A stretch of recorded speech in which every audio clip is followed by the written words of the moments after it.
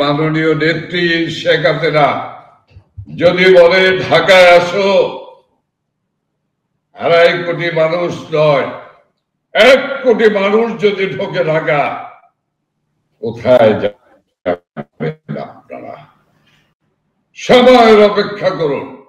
আমি দেশবাসীকে বলতে চাই, আমরা আপনাদের প্রিয় দল হিসেবে আমরা আপনাদের বুকের ভিতরের কষ্ট আমরা বুঝি।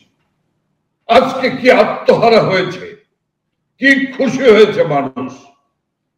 সুলতানুর রহমান কত মেসেজ যে দিয়েছে কনগ্রাচুলেশন জানিয়ে,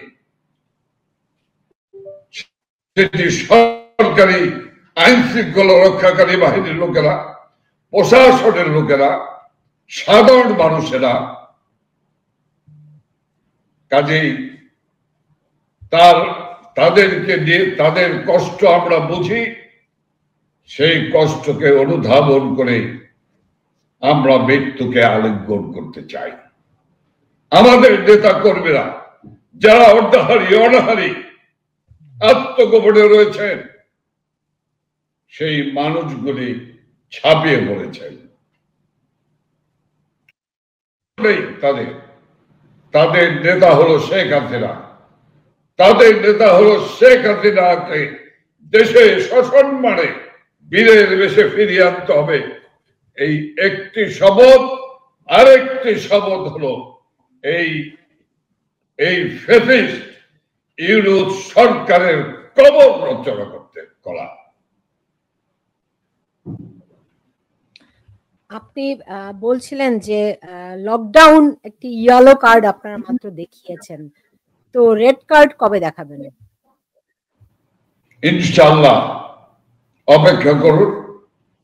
নিশ্চয়ই আপনিও প্রাম্ভিক কথায় বলেছেন, এক অভূতপূর্ব লকডাউন দেখলো বাংলাদেশ, সারা বিশ্ব। নিশ্চয়ই আমি বিশ্বাস করি যে বাংলাদেশের মানুষ এই ইয়েলো কার্ড দেখানোর মধ্য দিয়ে তারা রেড কার্ড দেখানোর সময়ের অপেক্ষায় আছে। বাংলাদেশের জনগণ ইউনূস সাহেব জীবনে কোনোদিন কোন আন্দোলন সংগ্রাম দেখেননি বা করেননি। বাংলাদেশের মানুষ কখন যে ক্লিক করে, স্পার্ক করে, এটা বলা যায় না। এটা দিন তারিখ ক্ষণ দিয়ে বলা যাবে না। কাজেই কিন্তু আমরা এই মাঠের মানুষ হিসাবে আমরা বুঝতে পারি, আমরা আবহাওয়া দেখে বুঝতে পারি। কাজেই আমরা বিশ্বাস করি যে সেদিন বেশি দূরে নয়। মনে রাখবে, এই দল ডিসেম্বর মাস বিজয়ের মাস বাঙালি। এই বিজয়ের মাসে পাকিস্তানি শক্তি দল, পাকিস্তানি সেনাবাহিনীকে আমরা 85,000 সেনাবাহিনীকে আত্মসমর্পণে বাধ্য করেছিলাম। বাধ্য করেই আমরা জননী জন্মভূমি বাংলাদেশকে স্বাধীন করেছিলাম। কাজে অবশ্যই সেই বিজয়ের মাসে আমাদের বিজয় সুনিশ্চিত করার জন্যই আমরা আমাদের আন্দোলন সংগ্রাম, আমাদের যুদ্ধ, গণতন্ত্র উদ্ধারের যুদ্ধ, আমরা সংবিধান রক্ষার যুদ্ধ, স্বাধীনতা সার্বভৌমত্ব রক্ষার যুদ্ধে আমরা একজন মুক্তিযোদ্ধা হিসেবেই নয়, একজন মুক্তিযোদ্ধা হিসেবে একটি সুন্দর শেখ হাসিনার সেই সুন্দর বাংলাদেশ আগামী প্রজন্মের কাছে রেখে মৃত্যুবরণ করার জন্যই আমরা দৃঢ়প্রতিজ্ঞ। যেই এই লকডাউনে যে পরিমাণ গণসমর্থন দেখলাম, আমি এখানে করেছি লকডাউনে গণজোয়ার, মানুষ নীরবে একটা নীরব বিপ্লব করে দিয়েছে বলা যায়। তো এত অল্প সময়ে 15 মাস আপনারা ক্ষমতাচ্যুত হয়েছেন, এত অল্প সময়ের মধ্যে কিভাবে এই এত বিপুল পরিমাণ জনসমর্থন আপনারা ফিরে পেলেন? দেখেন, আমি আপনাকে কি বলবো বলেন, একজন লোক আছেন, তিনি নাকি এই ইউনুসের প্রেস অ্যাডভাইজার, কি নাম, অনেক ব্যঙ্গ নাম আছে, আমি সেই ব্যঙ্গ নাম উল্লেখ করতে চাই না কোনো মানুষকে, আমি বলবো তার নাম নাকি মাহফুজ। তিনি বলছেন তাকে সাংবাদিকরা প্রশ্ন করেছেন যে রাস্তাঘাট সব বন্ধ, জনমানব শূন্য, এতে কি প্রমাণ করে? যে বুঝেননি আপনারা, প্রধান উপদেষ্টা দুপুরে বক্তৃতা করবেন, সেই তার ভাষণ মনোযোগ দিয়ে শোনার জন্য তারা বাড়িতে অপেক্ষা করছে। এইটা বলেছে এই শিক্ষিত বড়দের সাথে, হ্যাঁ, এটা বলেছে press secretary Shafiqul Alam, press secretary Shafiqul Alam. এখন এই শিক্ষিত বর্বরদের কি বলবো বলেন? আর এই বর্বরদের জন্য কি কথা আছে এরা শুনতে চায় না। আমি আগেই বলেছি যে চোরান আসলে ধর্মের কাহিনী। আমি শুধু আপনাকে বলবো যে তারা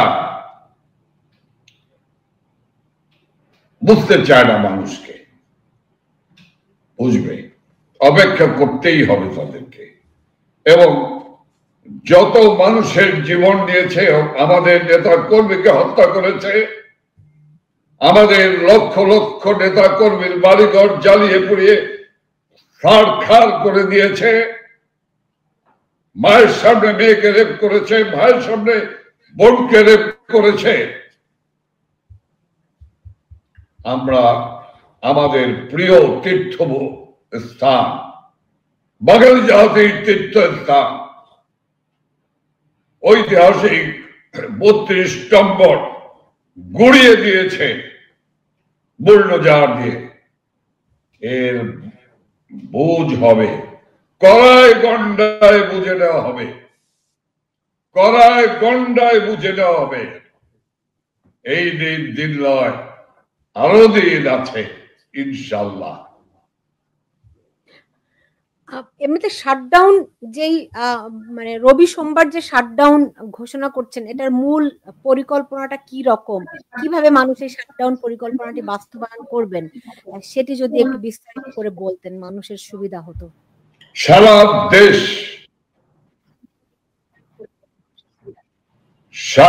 দেশ বন্ধ থাকবে। তবে আমি আপনাকে পেয়ে আজকেই প্রথম, আজকে বিকেলে মাননীয় নেত্রী প্রধানমন্ত্রী। নানক ভাই, আপনার সংযোগটি বিচ্ছিন্ন হয়ে গেছে। জি জি জি, হ্যাঁ, ফিরে এসেছে, বলুন। যে কর্মসূচি ঘোষণা করেছেন, সেই কর্মসূচিকে সামনে রেখেই আমরা এগিয়ে যাচ্ছি। আমরা অনেক কিছু আছে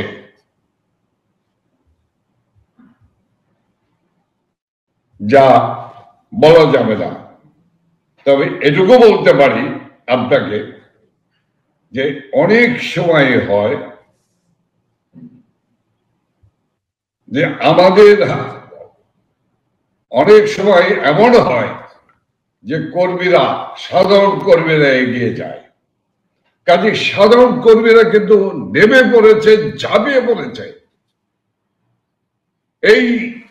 এই জনতার উর্মিমালা, এটাও কোথায় গিয়ে আসতে পড়ে, কোথায় গিয়ে ধ্বংসলীলা নিয়ে নেমে যায়, কেউ আমি আগে বলতে পারবো না।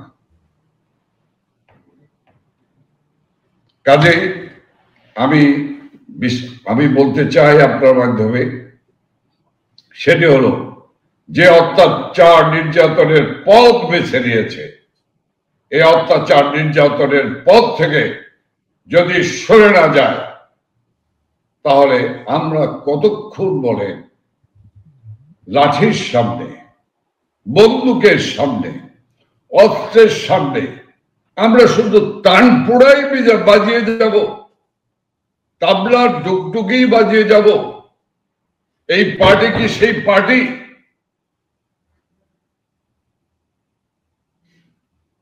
14 মাস আমরা সহ্য করেছি, আর সহ্য করব না। নিশ্চয়ই আজকে ঢাকার পার্শ্ববর্তী এলাকা মিছিল এবং হাতে কি দিয়ে নেমেছে নিশ্চয়ই লক্ষ্য করেছেন সুলতানা রহমান। এই দল কিন্তু বাঁশের লাঠি দিয়ে যুদ্ধ শুরু করেছিল বঙ্গবন্ধুর ডাকে। সেই বাঁশের লাঠি কিন্তু একদিন পাকিস্তানি সেনাবাহিনীকে, সেই বাঁশের লাঠি কিন্তু মারণাস্ত্র হয়ে দেখা দিয়েছিল। কাজে আমাদেরকে তারা কি বলছে, আমরা হাতে লাঠি তুলে নেব? আমরা যদি হাতে লাঠি তুলে নেই, তার জন্য কারো ভালো হবে না। যারা এখনো আজকেও আগুন দিয়ে পুড়িয়েছেন, গতকাল রাত্রে নেত্রকোনায় আগুন দিয়ে পুড়িয়েছেন, নওগাঁয় আগুন দিয়ে আমার নেতা কর্মীর বাড়িঘর পুড়িয়ে দিয়েছেন, যারা আজকেও যারা আমার 23 বঙ্গবন্ধু এভিনিউ বাংলাদেশ আওয়ামী লীগ 75 বছরের প্রাচীনতম রাজনৈতিক দল, যার নেতৃত্বে বাংলার স্বাধীনতা এসেছে, সেই দলের কেন্দ্রীয় কার্যালয়ে যারা আগুন দিয়েছে, তাদেরকে বলতে চাই, যা করেছেন তা ভুল করেছেন। এর প্রায়শ্চিত্ত ভোগ করতেই হবে।